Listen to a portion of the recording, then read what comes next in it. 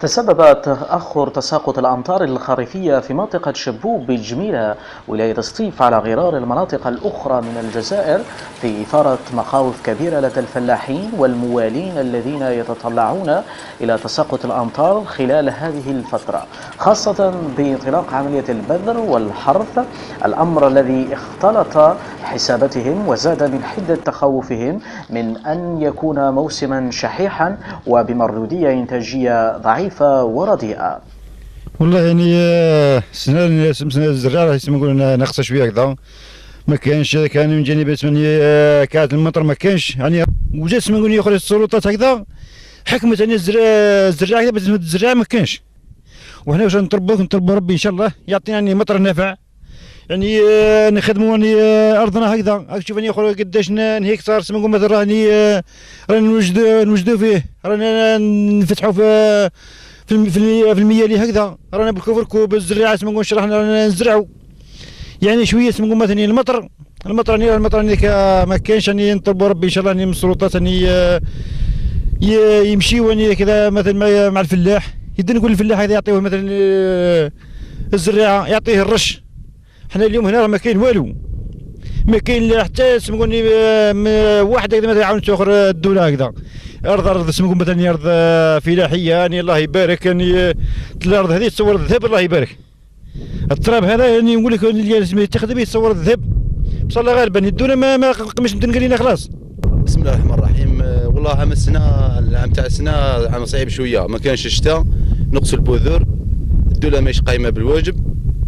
سي بور ما بديناش حرث بكري، احنا نورمال لو 15 اكتوبر تبدا الزريعه. وهو ما اشار اليه العديد من الفلاحين، كما ان ندره وغلاء البذور في السوق وكذا الادويه التي اصعبت الامر على الفلاحين والمزارعين من ناحيه ايجاد البذور لموسم الزرع، وبذلك يطالبون السلطات بتقديم الدعم من البذور والادويه رغم كل هذه المشاكل التي يعاني منها فلاحو هذه المنطقه. السلام عليكم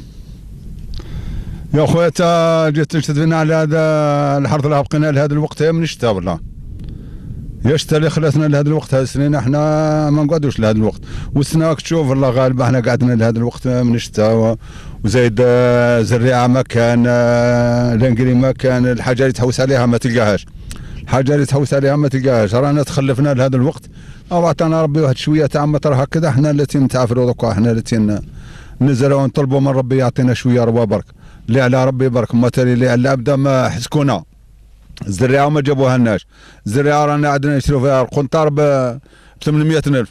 هذه واش تزرع في الزريعه هذه، وانا نروح ندفعها ب 400، هذه منين؟ ها انت راه هذه الفلاحه هذه واش يخدم؟ احنا رايحين لدمونا في الفلاحه هذه راح نتركوها، ماهوش رايحين ندعموها، احنا نطلبوا من الدوله يعني تدعمنا في الفلاحه هذه، احنا رانا قد ما خدمنا قد رايحين نتعبوا، رايحين نحبسوا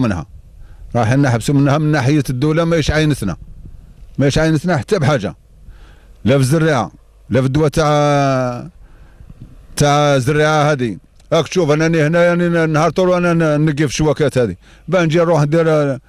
لانكري، نروح نلقاها تتباع مارشنوار لبرا، على بالك شحال راهي ديروها، هو يدير 850 و900، هذه لا المرة دير هذا الحساب هذا وتروح لعند الدولة ما تلقاهاش. هذا واش نقول لكم، لا عطا ربي منكم، شوفوا من ناحية الدولة دعمنا يعني نخدموا الفلاحة هذه. والسلام عليكم وتبارك الله خويا، الله يعيشك. المهم احنا رانا في موسم جفاف، واك تشوف نطلبوا من ربي يغيثنا، واحنا رانا نتعافروا مع الفلاحة هذه، والفلاحة هذه شوية صعبت، والمازوت راه غالي، والشعب كتشوفه ما قدرش باه يخدم الخدمه في ارضه، راه كلش غالي دوك، و نطلبوا من ربي الغيث، هذا واش نقولوا. بادروا في عملية الحرث والبذر راجين من الله أن يرزقهم بالغيث القريب.